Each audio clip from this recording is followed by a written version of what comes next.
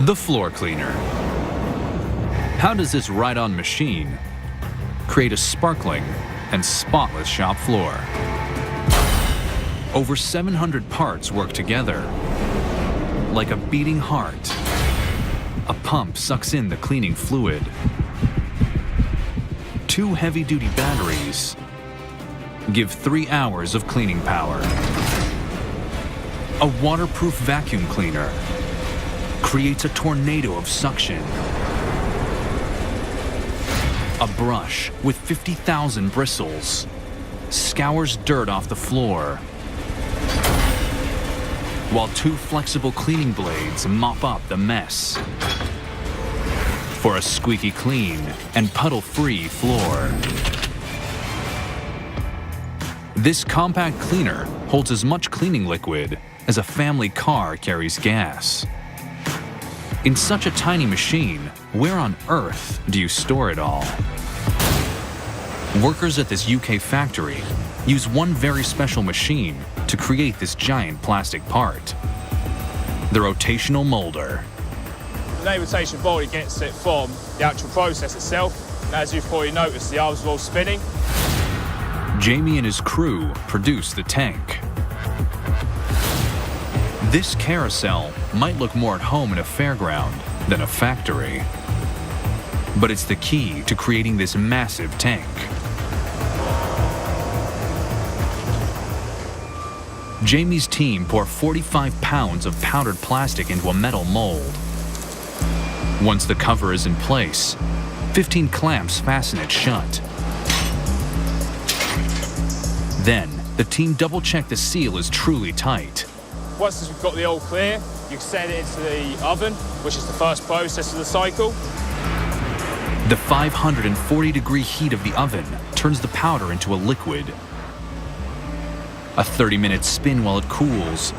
Make sure the plastic seeps into every part of the mold. The constant motion has a hidden benefit. The tank is hollow. Now that is due to the actual spinning factor. As it coats, it's only the outside, so it's going to leave a hollow center, which in the case of these, you can fill them up with water, so it's ideal for making tanks with, whereas this is a whole one piece, so you're going to be eliminating any issues of any possible leaks. This hybrid monster piece, part bodywork, part leak-proof tank, will slot straight on top of the scrubbing brush. To save both water and wear and tear, the scrubbing brush tucks away when the machine is on the move. But with the tap of a foot, the machine rolls out some impressive cleaning power. When the driver releases the pedal, a series of levers drop the cleaning unit onto the floor. The gearbox engages and revs up the brush. Inside the pump, a motor starts up. It moves a pulsating membrane that sucks in 3/4 of a gallon of cleaning liquid from the tanks every minute and injects it into the brush head to give maximum scrubbing power. The floor cleaner is packed with components. They all rely on a firm foundation. Beneath the bodywork lie the bones of the machine.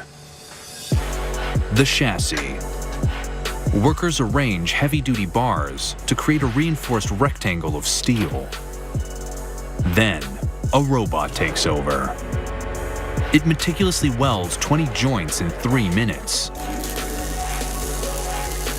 bonding metal to metal at 18,000 degrees. This finished chassis is now ready for the assembly line. A team of 8 pile on the parts. Chassis, everything's attached to it. It's just like a car chassis, really. This crucial piece supports both the bodywork and the moving parts. So you've got the tank attached to it. You've got the transaxle, your base, just holds everything together. It's just like the skeleton of the machine. The ultra-strong chassis takes the strain from nearly 300 parts on top. To leave a floor both clean and dry, the cleaner has a neat way to mop up mess without leaving a puddle.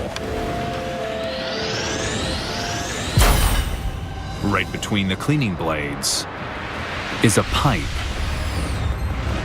It leads to the top of the machine.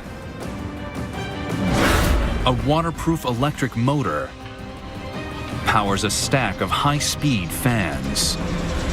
They create a powerful vacuum to pull the dirty cleaning solution off the floor, and then finally dump it into an 18-gallon tank.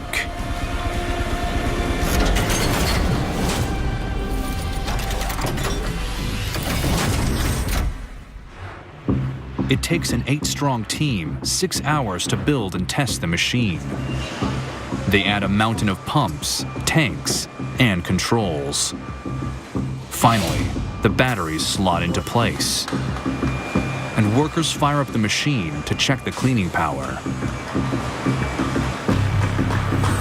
I've tested the machine. I've just got to sign a bit of paper to say it was me.